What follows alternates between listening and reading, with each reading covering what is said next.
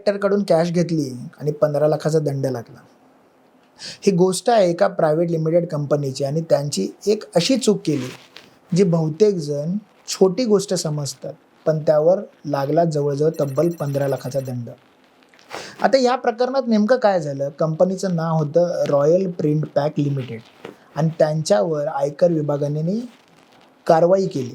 Section 269SS आणि section 271D अंतर्गत झालं असं की या कंपनीने व्यवसायासाठी थोडी तात्पुरती रोख रक्कम लागली होती आणि त्यांनी त्यांच्या स्वतःच्या डायरेक्टरकडून ते 15 लाख रुपये कॅशमध्ये घेतले.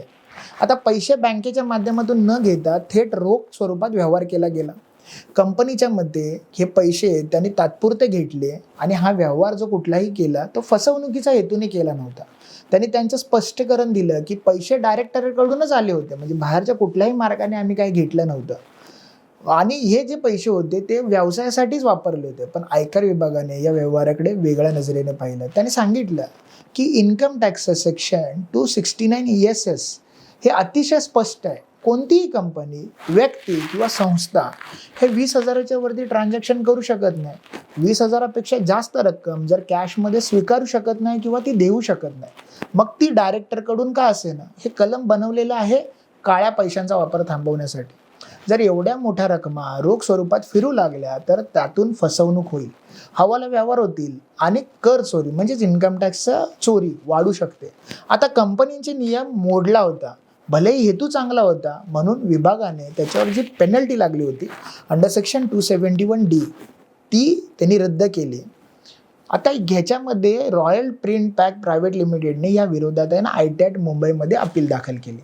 त्यांनी मुद्दा मांडला की आमच्या डायरेक्टरकडून घेतलेले तात्पुरतं कर्ज होतं आणि ते व्यवसायातील म्हणजे व्यवहार करण्यासाठी लागत होतं.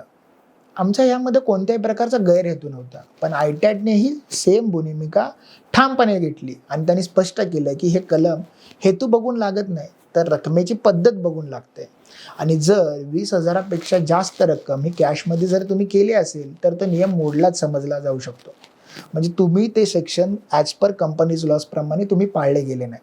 मग ती रक्कम तुमचा भाऊ, बायको किंवा स्वतःच्या डायरेक्टरकडून का असेना, ITATने म्हणजे इन्कम टॅक्स अपीलेट ट्रायब्युनलने ते विभागाचा निर्णय कायम ठेवला आणि 15 लाखाची दंडाची जी रक्कम होती ती म्हणजे त्याची पुष्टी केली. प्रत्येक प्रायव्हेट लिमिटेडने कंपनीने लक्षात घ्यावं की जर तुमचे डायरेक्टर तुमचे जवळचे असतील, जरी व्यवहार तुमच्या बिझनेससाठीच असला तरी 20,000पेक्षा जास्त रक्कम फक्त बँकेच्या माध्यमातून किंवा बँकेच्या चॅनल थ्रूच घ्यावा. कारण कायदा त्या वेळेला नातेसंबंधावरती किंवा हेतूवरती नाही चालत, तो ट्रान्झॅक्शनच्या स्वरूपात चालतो. रॉयल प्रिंट पॅकचा अनुभव हाच शिकवतो. मित्रांनो, जर ही केस स्टडी तुम्हाला आवडली असेल तर माझ्या या चॅनलला सबस्क्राईब करा आणि जास्तीत जास्त लोकांपर्यंत शेअर करा.